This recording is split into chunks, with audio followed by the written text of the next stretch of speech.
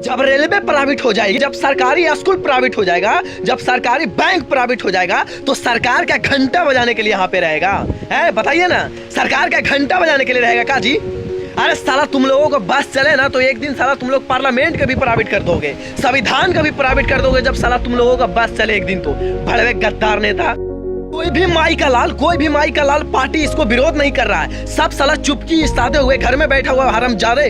और जब साला अपना टीए बढ़ाना होता है ना तो सारा पार्टी लोग एक हो जाता है भड़वे। और जब देश की बात आता है तो सारा पार्टी लोग आपस में लड़ता है। भड़वे गद्दार नेता तुम लोग। साला जब अपना टीए बढ़ाने के समय आता है ना तो साला तुम लोग पूरा पार्लियामेंट में जितना भी एमपी हो सारा एकता हो जाते हो तुम लोग और फटाफट बिल पारित कर देते हो।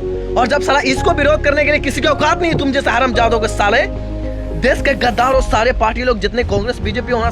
भारत का राष्ट्रपति सरकारी हो सकता है, भारत के प्रधानमंत्री सरकारी हो सकता है, पार्लियामेंट सरकारी हो सकता है, तो साला हरामजादा ये ट्रेन सरकारी क्यों नहीं हो सकता? सरकारी स्कूल सरकारी क्यों नहीं हो सकता?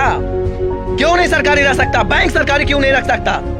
तुम जैसे हरामजादों को साला मालूम है पिछवाड़े में शिमला मिर्च डाल देगा, शिमला मिर्च डालना पड़ेगा तब तुम लोगों को समझ में आएगा। साला समझ नहीं, तुम्हारे बाप का देश है क्या रे? ये ट्रेन तुम्हारे बाप ने खरीदा था क्या? आम जनता की पैसा है। ये स्कूल जो चलता है ना सरकारी स्कूल, तुम्हारे बाप के पैसा से नहीं चलती है, ये आम जनता के पैसा से चलता है। साला तुम लोग अपना कमियां छिपाने के लिए इसे प्राइवेट कर रहे हो। तुम लोग अपना कमियां छिपाने के लिए इसको प्राइवेट कर रहे हो। प्रधानमंत्री होगा सरकारी रहेगा है? और जो साला पार्लियामेंट में जो एमपी लोग बैठते हैं उनको ड्राइवर जो है उनको गाड़ी चलाने वाला सरकारी रहेगा। तो सरकारी स्कूल सरकारी क्यों नहीं हो सकती? क्यों नहीं रह सकता? ये स्कूल सरकारी क्यों नहीं रह सकता? पूछता हूँ आपसे गद्दार भड़वे लोगों, सवाल पूछता हूँ। अरे विरोध करने वाला भड़वे कुछ कवाला नहीं लोगो तू ओके जी के, समझ में आया? साला आपको अभी मालूम नहीं है कि कोरोना वायरस के महामारी में कितना ज्यादा प्राइवेट हॉस्पिटल गर्दा उड़ा के लूट रहा है आम पब्लिक से। इसका जिम्मेदार कौन है रे? कौन जिम्मेदार है इसका? साला 25 रुपए का दवा 125 रुपए में बेचा जाता है, इसका जिम्मेदार कौन है रे?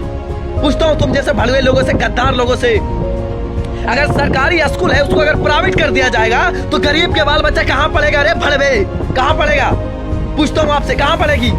बताना। जो आपको जो दिमाग में जो लॉजिक है ना ये हटा दो। जिस दिन पब्लिक जाग गया ना उस दिन तुम्हारे पिछवाड़े में शिमला मिर्च डाल देंगे। समझ में आया तुम लोगों को?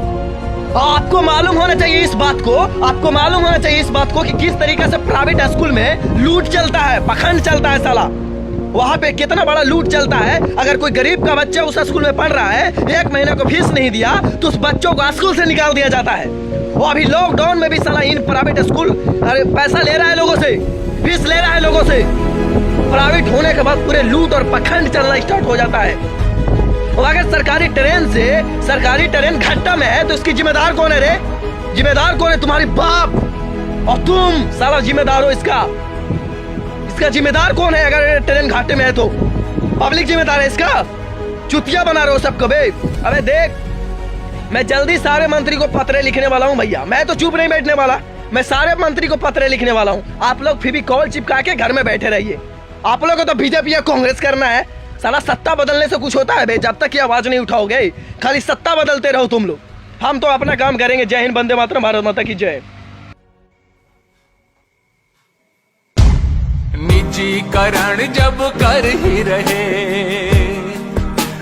निजीकरण जब कर ही रहे तो मेरी इतनी अर्ज सुन ले।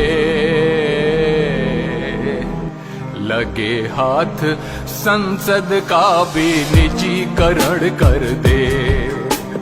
लगे हाथ संसद का भी निजीकरण कर दे।